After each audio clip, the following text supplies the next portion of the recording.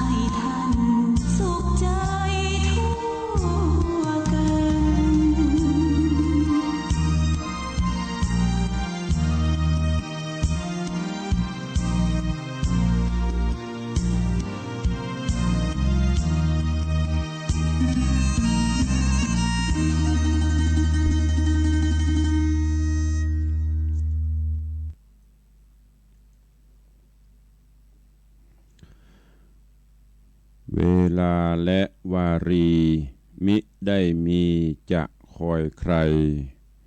เรือเมและรถไฟก็ต้องไปตามเวลาโอเอและอืดอาดมักจะพลาดปรารถนาพลาดแล้วจะโศกาอนิจจาเราช้าไปขอยกมือ10 นิ้วกราบนบนอบน้อมอย่างพระติรัตนแก้วเจ้าทั้ง3ประการอันมีพระพุทธพระธรรมและพระสงฆ์อันเป็นสรณะที่เปิ่งที่เคารพนับถืออันสูงสุดในชีวิตกราบคารวะแตบไตไวสาปุญญาปารมีธรรมพระมหาเถรานุเถระภิกขุสังฆะสามเณรเจ้าจุตนจุองค์โดยความเคารพเจริญสุขเจริญปรญาติโยมสาธุชนพุทธบริษัททุกท่านขอน้อมต้อนรับทุกท่านเข้าสู่รายการมรดกธรรมกำเมืองต่างสถานีวิทยุวัดไฟหินตำบลสุเทพอำเภอเมืองจังหวัดเชียงใหม่และสถานีวิทยุในเครือข่ายอันมีสถานีวิทยุวัดหนองกายตำบลสันปะยางอำเภอแม่แตงจังหวัดเชียงใหม่สถานีวิทยุวัดป่าแดงมหาวิหารตำบลสุเทพอำเภอเมืองจังหวัดเชียงใหม่และสถานีวิทยุพระพุทธศาสนาจังหวัดเชียงราย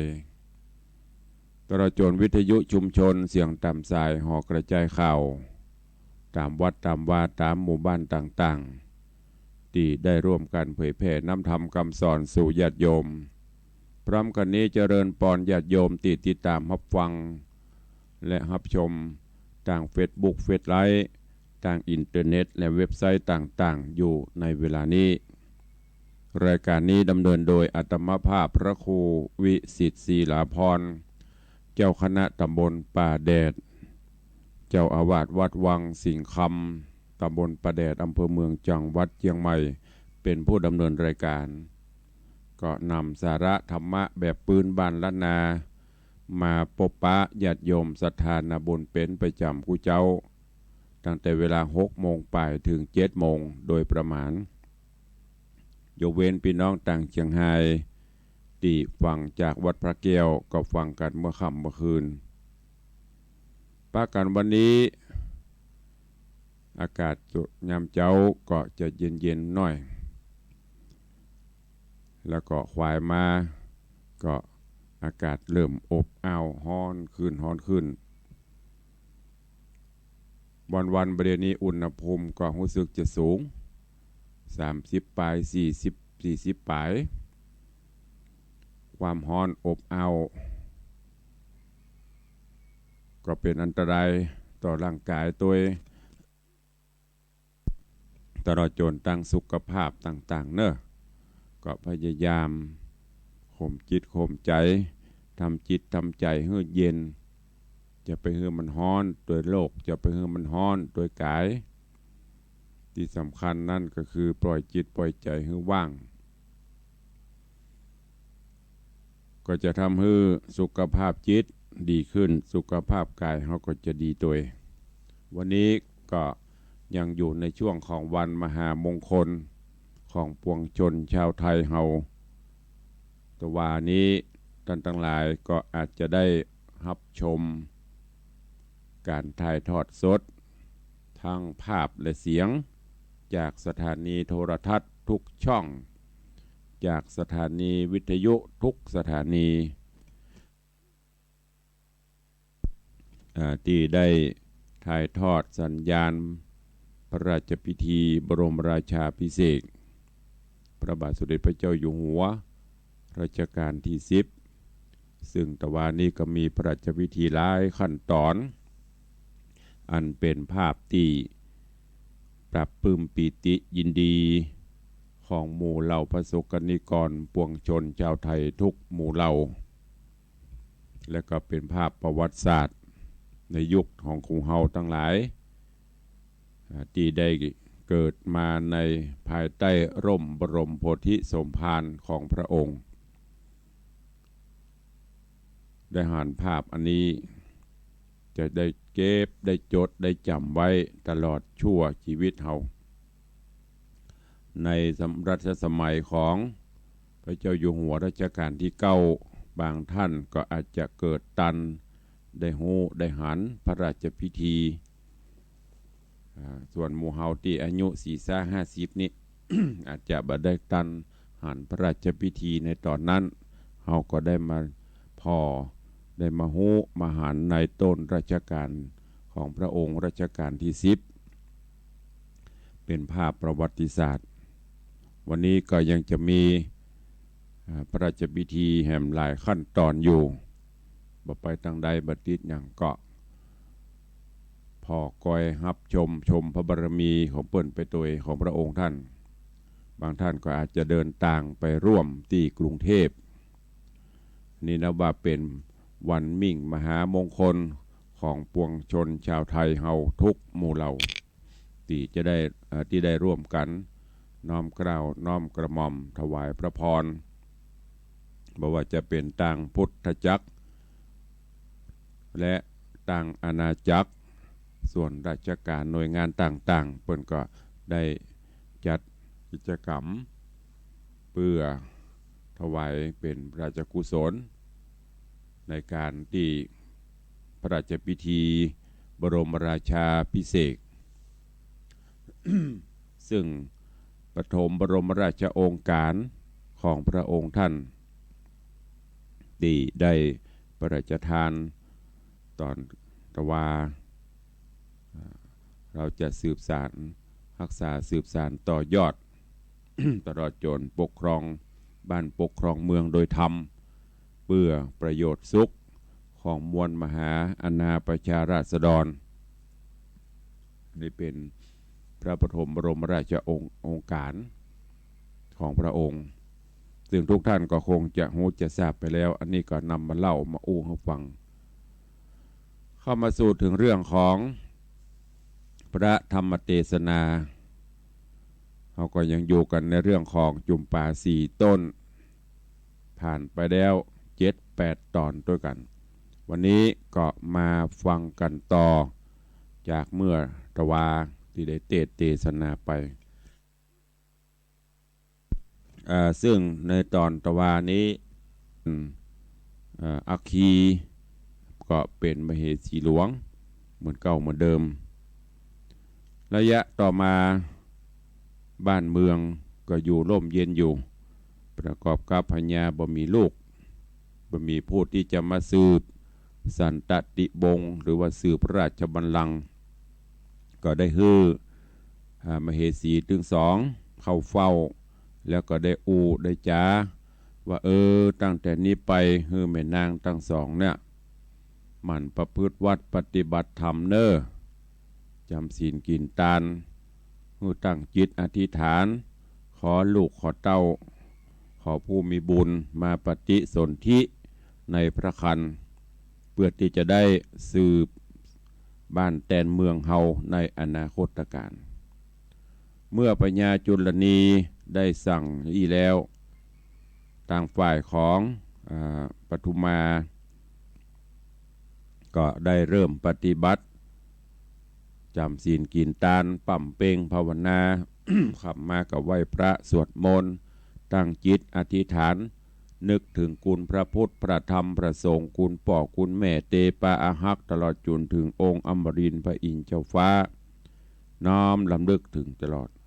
ส่วนอัคคีใบเนี้ยอย่างซักอย่างอยู่บดายบโสนเปิ้นเฮือไปก็ฮับไปแต่บ่ได้ไปปฏิบัติ ย้อนกล่าวถึงโดยเตจาพละบุญกูลบุญศีลบุญทานที่ปทุมมาได้กระทำปั่มเปงมาในสมัยเมื่ออยู่เมืองจักขินะกระปอกกระเมนางก็ได้ปฏิบัติปัดปู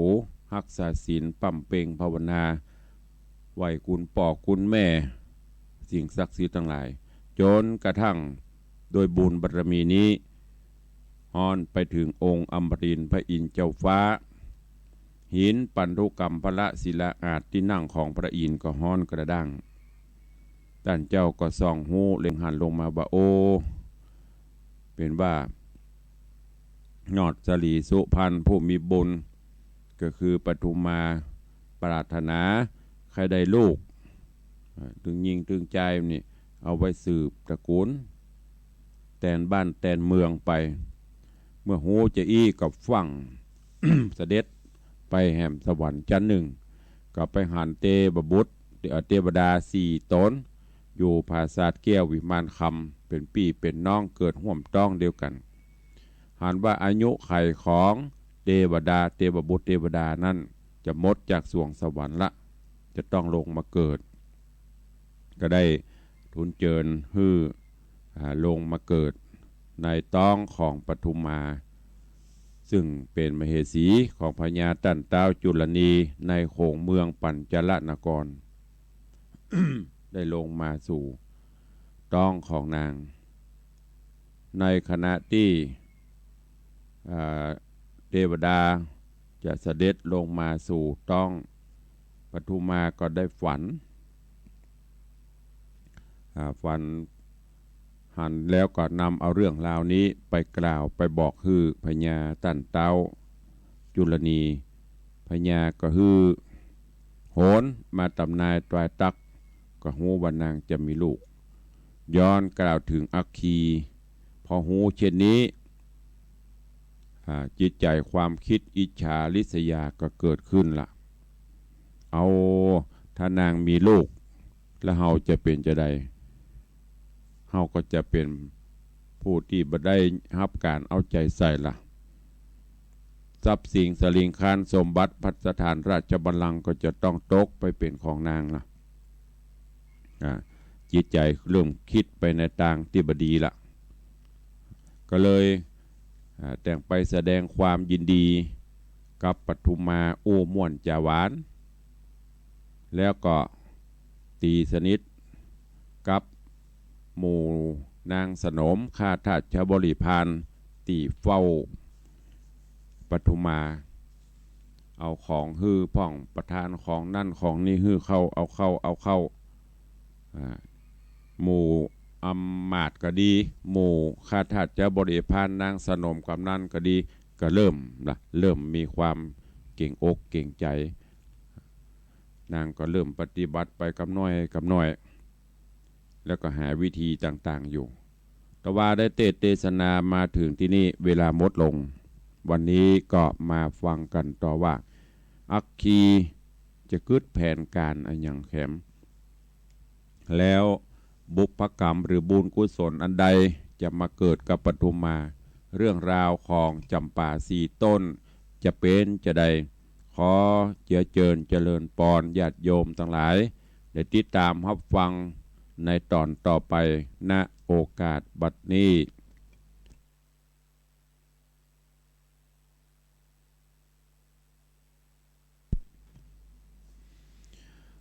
นะโมตัสสะภะคะวะโตอะระหะโตสัมมาสัมพุทธัสสะสัทธะโบฟังลาโสตุจันนาสัพพุริสัตตังหลายดังยิ่งใจหนุ่มเท่าที่ได้ปากันเล่านังทาดาฟังยังรัศธรรมะ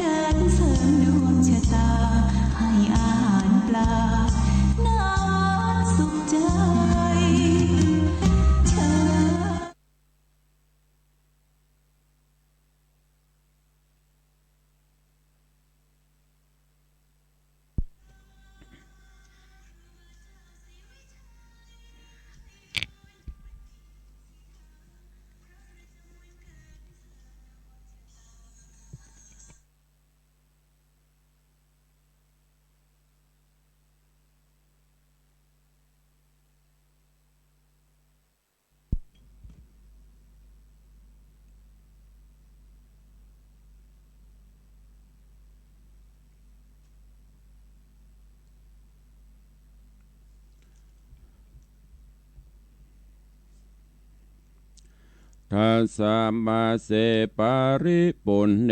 กัน10 เดือนคบไข้นางนาถไทยปฐุมมาราชญากินกรูสถิตอยู่หอตนก็เรรนเอาไม้เจ็บปวดไข้กาญาย้อนโลมกรรมมัสวาดมาถูกต้องในแห่งห้องอินทรีนางตาสีหนุ่มเทาป้องแสงแลนเข้าไปหาใครว่าจะอ่อนอ้อยว่าขอแม่ยอดซอยเตวีโอดขันตีตั้งมันก้อยเยอะก้อยโยนกันเวทนาพ้องก็มาลูบแข้งลูบขา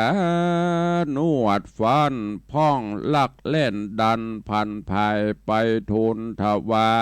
ยบอกเล่าแก่นางบาปเศร้าอักขีพ้องก็มาพ้องก็มาลักลีนีพ้องลักลีนีนาไปเสาะล่าสะแวงหายังอาลูกแม่ที่เกิดใหม่ตั้งให้น้ำใหญ่ปอตารีบนำมาเมียดไว้ตามกรรมใจขับจำแห่งนางอาธรรมบาปเศร้าคือเตวีเก้าอักขีส่วนนางกาลีนั่นใส่กันนางข้าใจเตรียมใจไปจากไข่ใบกล่าวฮือหูข่าวตามรายก็ผ่านภายฟังเฝ้าลูกจากดาวหอโตนขึ้นไปบน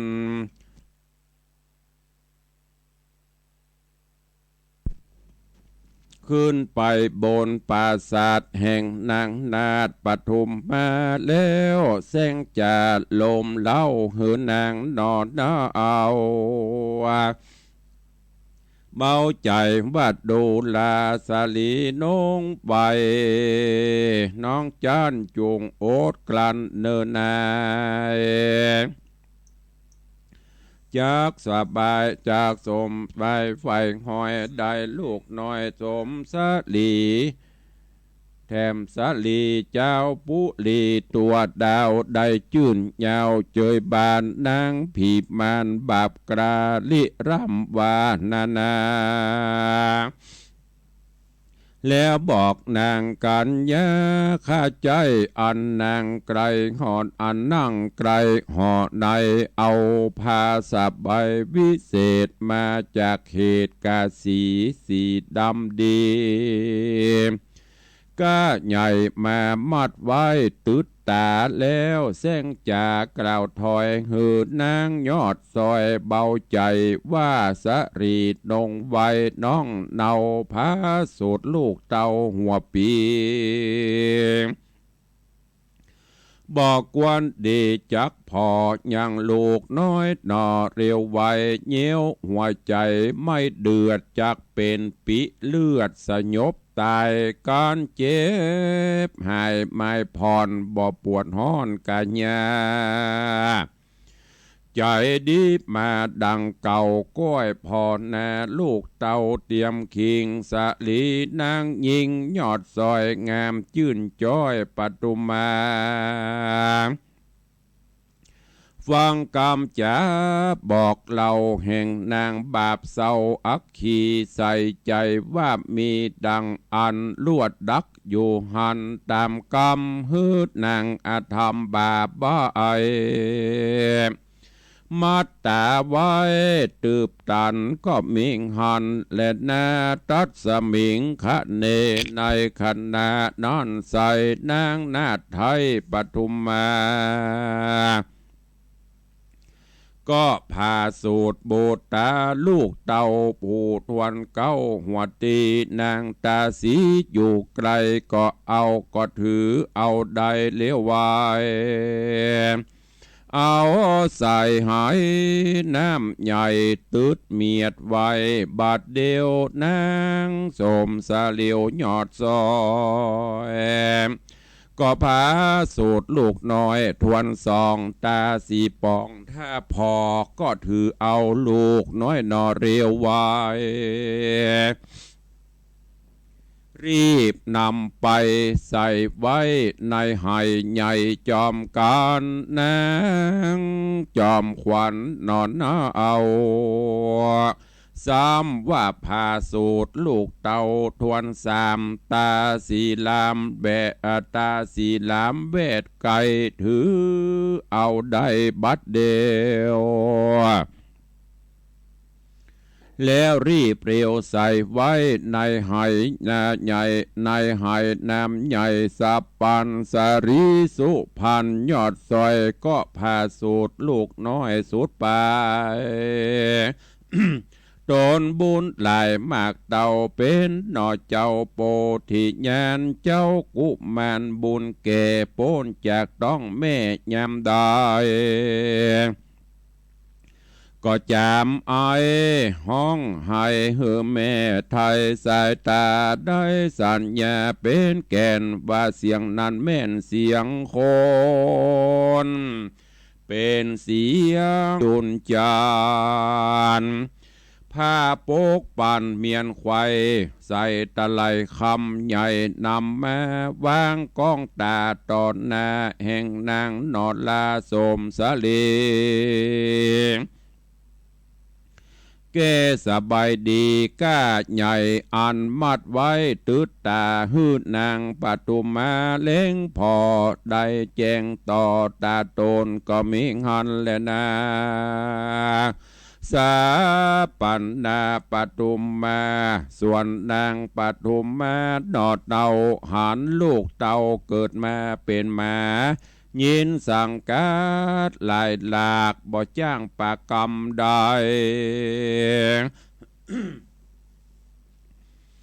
เจ้าข้านิ่งในข้าคอยแย้มลูกหน่อยบูตาผาสูตรมานั่นใส่ย่อมร้องไห้เหมือนคนปล่อยบ้านโดนอาเปดลูกน้อยเนตรเป็นหมาวิบากสั่งจาตอบสายดูพังให้นานามไปสมกรรมมักไฟอันตั้งไว้เดิมแม่นางโสภาอ่อนน้อยน้ำตาย้อยลามไหลตุกปั่นไฟเอาไม้ฮ้อนหายควายตังคิงจะลีนังยิงยอดหยดยาวฮ้อนพระเผาขี่โคมนางสะนมมวนหมู่กาอันอยู่แต่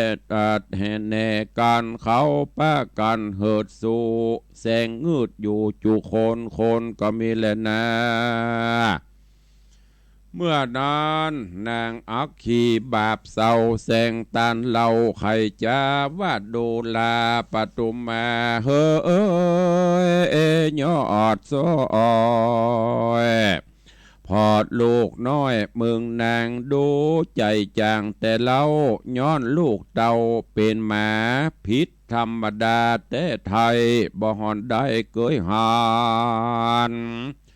สลีหรือสรีสุพันกลิ่นกรูได้สมสู่กับแม่จุงไข่จะบอกกล่าวเหือหูข่าวตามเอง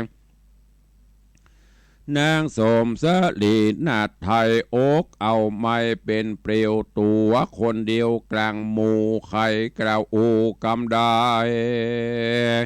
จูมนางนายน้อยใหญ่ใครหัวใส่เนืองนานหัวอกตันก้างแกนตุกทางแน่นนานามส่วนนางอาธรรมบาปเศร้าเตวีเก้าชื่ออักขีก็หือตาสีมวลหมู่อันมีอยู่แนะนำยกตะไลคามอันใหญ่ใส่ลูกแม่ไว้จอมกันนำไปปั่นบอดจ้าไว้เจ้าฟ้าจุลนีว่าข้าแด่เจ้าปุริติใบบาดนี้นางนาไทยปฐุมมา มีโบตาหนอดเนื้อบ่ใจจัดเจื้อหญิงใจกวนงืดหลายเหลือหลากผู้ข้าหากนำมา ขอมหาราชเจ้าพอลูกเต่าองค์คำบัดนี้แดดเตอะเมื่อนั้นพญาจุลนียศเงาภาพแผ่นดาวปาลาฟังคำจ่าสอดถอยแห่งนางยอดถอยอักขีเจ้าปุลีแลพอหันลูกน้อยนอเป็นแม่สังหันสังกาไหลหลากบ่จางปากกำใดโกท่าในวูบใหม่บ่กืดควายตามธรรมมืดมัวดำหาวหาดเข้าอำนาจตันหาจริงเรียกเอามาจริงเรียกมาบ่จ้ายังพวกกระใจไฟมาเรียวไวม้วนหมู่พร้อมหน้าอยู่สับปานแล้วก็ตกปั่นโป่งขาดเหือพวกหาวหาดอาสานำลูกหมาเสียงไข่ไปซัดใส่วังทานแล้วเรียกเสนาหารผู้เท่ามาอยู่เฝ้าเลี้ยวไวไขกำไปบอกเราเฮือหูเก้าขี่แย่ก็มีหันเลยนะตามาทางปังกาเส้นโตสัทธาอาหาสัทธาสัพปัญญูยอดซอยหันบาทถอยบาลีโบสหลังมีไปเจงพระจิงแสงเตสนาว่าอัฏฐโคโหโสจุลนีละจาดังนี้เป็นตนภิกขเวดุราภิกขุตั้งหลายอันเป็นสายอริยญาติเชื่อนักปราชญ์รงญาณส่วนเต้าผู้ปานจุลนิราชโคดขนาดมาตานานำจิงเรียกเสนาผู้ใหญ่มานั่งไกลเลวายไขกำไปบอกกล่าวเฮอหูข่าวอาการบ้านนางนงครานใจถอยเตวีน้อยปทุมมาพิษธรรมดาแบบเบามีลูกเต่าเป็นหมานางนั่นนะเมื่อก่อนอยู่ในบ่อนเมืองโต้นโกดลาหนอันใหญ่เกิดขึ้นไข่เวียงใจหงจังไรกระยาบมาไล่กาบกินคนล้อแต่โดนลีซอนอยู่ในบ่อนกองใจเฮานี้ไปจวบใส่จริงจักได้นำมาเป็นจ้าหญ้าห่วมคางอยู่ภาษาดกวางสวยสะเวยสีปอยกะลีหลายหลากมีลูกหากเกิดเป็นมาผิดธรรมดาแบบเบาเหนียวเป็นเก้าป่าวายฮือหันลายเก้าเหตุของอาเพศหันมีเจ้าปุรีไพรไตเตียงหอนใหม่เครื่องกาโขงปาลาใหญ่กว้างเตียงจักห่างหายโหนกวนฮือตนนางถอยได้กลาดกล้อยไกลกลาจากปาลาเตตองไปสู่ห้องแดนไกลหรือเอาใส่เปไหลลอยล่องไปตามต้องกงกาหรือฮือเศษนาปูกลายับนางถอยจ้าไปฟันจูงกึดหันแจงทีแล้วกล่าวจี้ไขมาที่นั้นเศษนาผู้เท่าก็ก้มเกลาทูลทราบว่าข้าแด่มหาราชเจ้าตนเป็นปิ่นเกลาเวียงใจ จักฮือเสนาในพวกกระนำนางไปฆ่าบำบายเยี่ยวบาปหลายบ่อนน้อยจักจ้องห้อยไปโลนจักฮือขุนพวกน้อยนำนางถอยจังไรใส่แปรไหลลองคล่องน้ำฮือหมอดซ้ำบำบายหรือผ่านภายกราบรากออกไปจากปุรีแม่นนางบุญมีแม่นบุญนางมีมากกวางบอบมวยมางดับขันคนใจหันจวบใส่นำไปไว้เป็นเมียก็จักเสียหน้าเต้าเขาจักกล่าวพระพายว่ามีบุญหลายแต่เล่าได้เมียเต้าเจ้าแป่งปานกวนเจ้าห่อจันโป่งขาดหือพวกเฮ้าหาดอาสานำนางตาปาลาถอยจ้าไปเป็นข้าจ่าเลี้ยงหมูกวนจะเลนาเอวังบุตเตกันเสนาผู้เท่าไขบอกเล่าตามมีเต้าจุลนีธิราชก็เกิดขวาดหันโตหันตาลจริงเร็วปันบอดจาเรียกพวกกราโยธาฮือรีบมามวลหมู่พร้อมหน้าอยู่บาดเดียวแล้วรีบเร็วโป่งขาดฮือพวกเฮ้าหาดใจไฟนำเอานางใส่ใจนอดลาไปเป็นข้าจ่าเลี้ยงหมูย้อนบุญจูช่วยใบบ่เฮือได้วำวายพวกคนหลายหาดเฮาบ่อาจได้ยินเต้าโป่งปานเขาปะกันมวลหมู่เล่นไปสู่พังกาแห่งนางปฐุมมาดอดเดาโพดรอดเขาหอดในก็มีวันนั้นแหละนานิติตังขีญาอันเตสนายังจำปาสีต้นก็บังโกมสมเร็จสเด็จ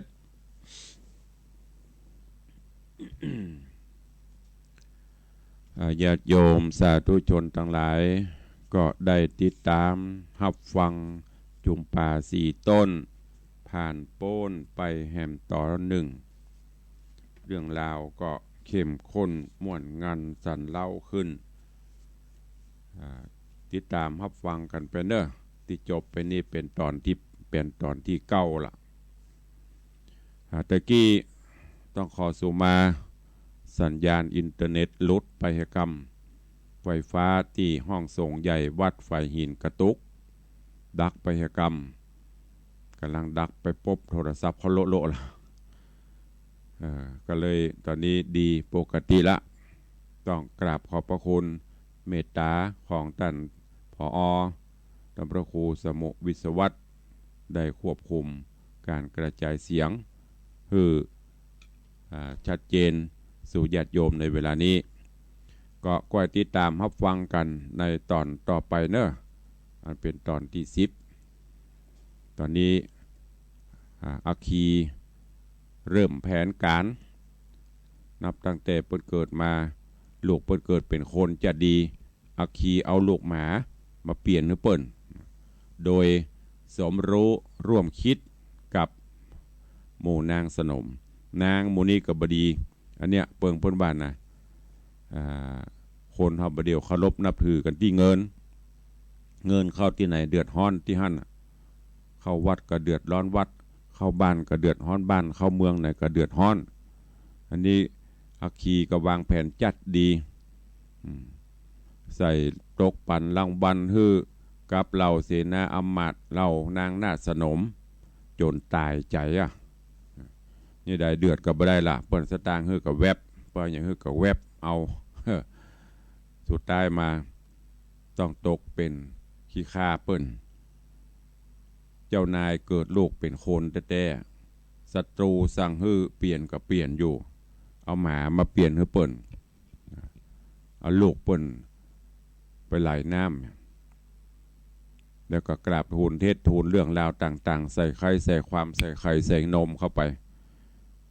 เรื่องราวจะเป็นจะได้ติดตามท่าฟังกันเดียวจะได้อธิบายในตอนต่อไปเพื่อให้เรื่องราวได้ประติดประต่อกันเนอะวันนี้ตุลุงก็ต้องขออนุโมทนาบุญขอบคุณเนอะกับญาติธรรมญาติโยมเริ่มตั้งแต่เมื่อตะวาต่างวัดได้ประกาศประชาสัมพันธ์ข่าวสารงานบุญกุศลงานกินใหญ่ตันหลวงของวัดที่จะมีขึ้นในเดือนหน้านี้ก็คืองานทำบุญประเพณีส่งน้ำพระธาตุงานทำบุญใส่ขันดอก108และปล่อยหลวงศาลา9ห้องถาวรวัตถุเสนาสนะของวัดที่ได้สร้างมากำหนดการในวันที่29 30มิถุนายนและวันที่1 กรกฎาคมเป็นวันสุดท้ายได้เเจิญจวนญาติโยมศรัทธาเขาเนอะร่วมกันทำบุญสูญตานไปในส่วนสร้างพระเจ้าทำคำก็ยังฮับไปเรื่อยๆอยู่เนอะไม่ได้หยุดฮับไปเรื่อยๆจนกว่าเขาจะได้ครบแต่ว่าตุลงได้ประกาศเชิญชวนญาติโยมได้ทำบุญร่วมเป็นเจ้าภาพสังฆทานปัจจัยทายทานที่เราจะร่วมกันทำบุญถวายทานศาลา9ห้องแล้วก็ร่วมกันเป็นเจ้าภาพถวายทานหัววัดการมีเป็นชุดสังฆทานชุดใหญ่ถวายพระมหาเถระเจ้าพนาย มีชุดละ 2,000 บาทชุดกลางชุดละ 1,000 บาทแล้วก็สังฆทานหับหัววัดชุดละ300 บาทก็ได้มีโยมแม่ปราณีพยัคฆ์ไคหพลบ้านหนองแต้นสันปะตองพร้อมลูกหลานปฐมฤกษ์เบิกฟ้ารับเป็นเจ้าภาพสังฆทานชุดใหญ่1ชุด 2,000 บาทแล้วก็มีท่านปลัดชัยสวัสดิ์คุณนายประพิมพันธ์กิตติพรไพบูลย์อดีตปลัดกระทรวงคมนาคมตะวาเปิ้นมาเซอร์ไพรส์มากราบพระที่วัดก็ได้รับเป็นเจ้าภาพแถม1ชุด 2,000 บาทกำลังได้2ชุดนะขออนุโมทนาบุญขอบคุณตัวเองท่านใดจะร่วมโมทนาบุญเป็นเจ้าภาพสั่งชุดใหญ่ชุดกลางสั่งหับหัววัดก็จะเลินปอนแจ้งความประสงค์จำนงหมายได้เนอะสร้างบารมีธรรมตานะบารมีร่วมกันวันนี้ตารายการท่านผู้ใดฟังอยู่ที่ไหนต่างใดใครอู้ใครจ้าก็จะเริญปอนโทรศัพท์เข้ามาได้เนอะ0810783650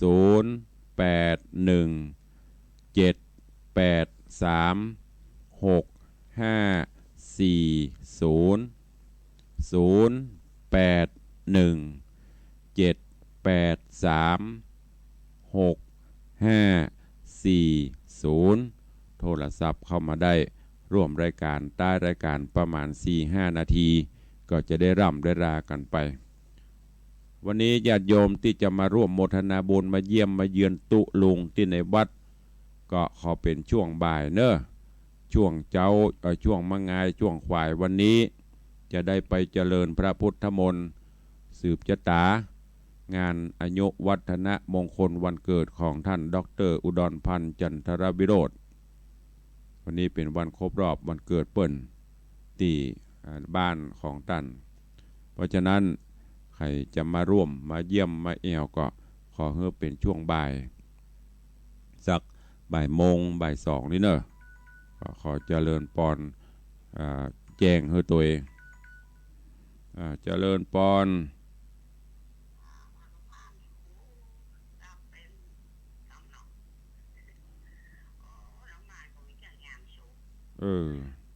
งานมันถึงนักมาเดียวงานมันจะหุทปะมาเดียวอ่ะ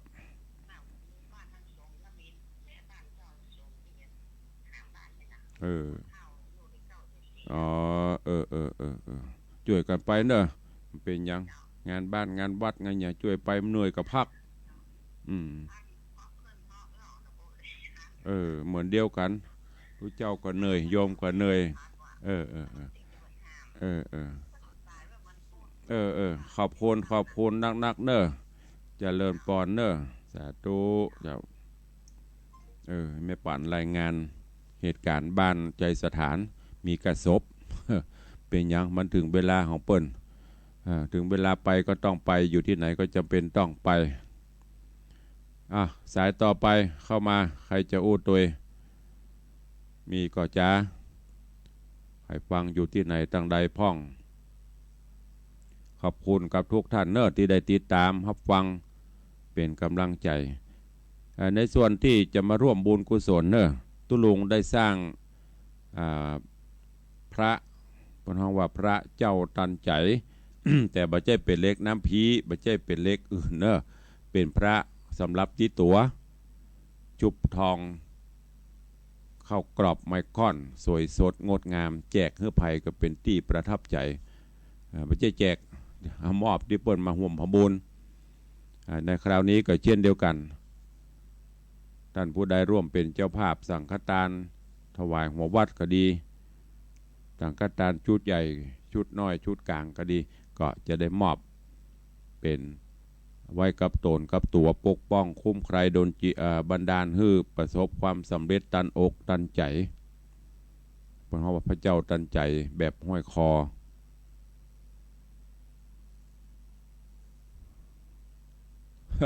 ถ้าจะมีละเนาะลูกศิษย์ลูกหา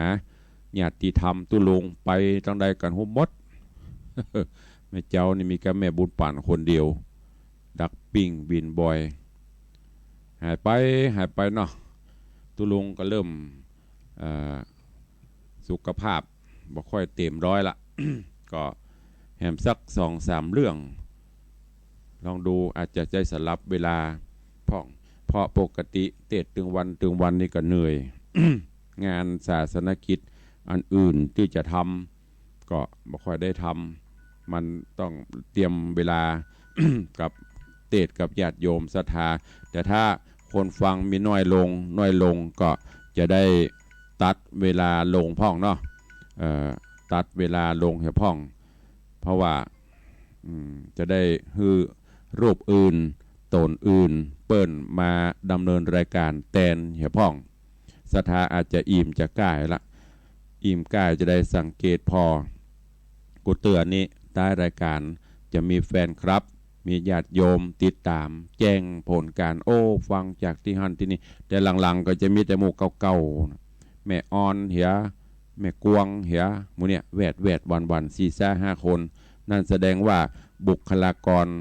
หรือว่าผู้ฟังอาจจะหายไปเพราะฉะนั้นก็คงจะเจริญปอนตัวหมู่เก่าๆเนี่ยแม่กวงแม่ออนเนี่ยเนาะ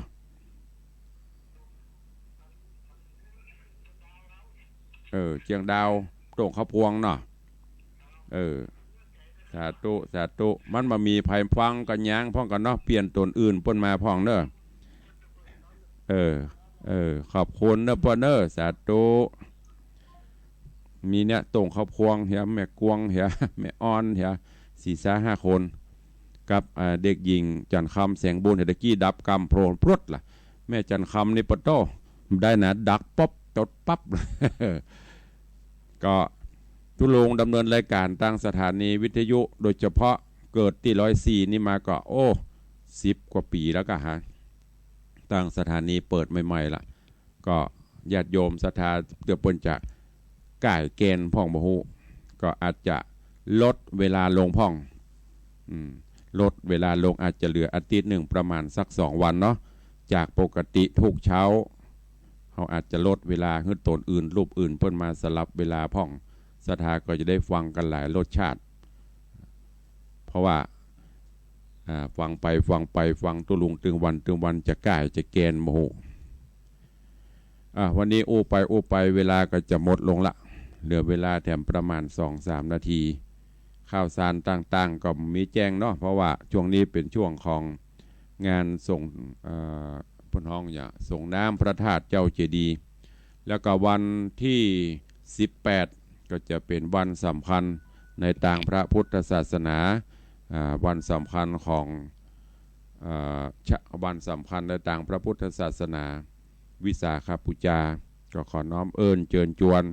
ญาติธรรมญาติโยมศรัทธาเนอะวันสำคัญของพระพุทธศาสนาจะไปละทุก องค์กรสถานีวิทยุโทรทัศน์เปิ่นก็แจ้งเราเป็นชาวพุทธก็ต้องช่วยกันจันรงพระพุทธศาสนาจะอยู่ได้ก็โดยหมู่เฮาพุทธบริษัทช่วยกันไปวัดไปวาไปไหว้พระสวดมนต์เวียนเทียนทำบุญสูนตานอันนี้วันสำคัญเปิ้นตั้งโลกเปิ้นยกยอเอาวันวิสาขบูชาเป็นวันสำคัญของโลกไปแล้วหมู่เฮาชาวพุทธทั้งหลายก็ควรจะปลื้มปิติยินดีแล้วก็ร่วมกันจันลงพระพุทธศาสนาไปวัดไปวาทำบุญสูนตานไหว้พระสวดมนต์เวียนเทียนเนอะในวันที่18ส่วนวันที่17เมื่อคืนเปิ้นก็จะมีประเพณีเตียวขึ้นดอยไหว้สาสักการะพระธาตุพระบรมธาตุเจ้าดอยสุเทพก็เชิญชวนลูกหลานตันเต้าเนอะที่มีกำลังวังชาก็ไปออกกำลังในตัวได้บุญตัวเองไปห่วมเตียวขึ้นดอยเนอะวันนี้เวลาหมดเวลาขอนำรายการจากญาติโยมศรัทธาไปก่อนเนาะก็ติดตามกันฟังวันพุธถ้าบ่มีภารกิจใดหรือถ้าสุขภาพดีก็ฟังกันสดๆถ้าสุขภาพแย่ก็เป็นเทปแตนไปเทปพ่องสดพ่อง ก็ขออนุโมทนาบุญขอบคุณกับทุกท่านตัวอยู่ดีมีสุขเหมือนกันจุตนจุองค์จุผู้จุโคนเนอจัตตารโอธรรมาวัตันติอายุวันโนสุขังพระลัง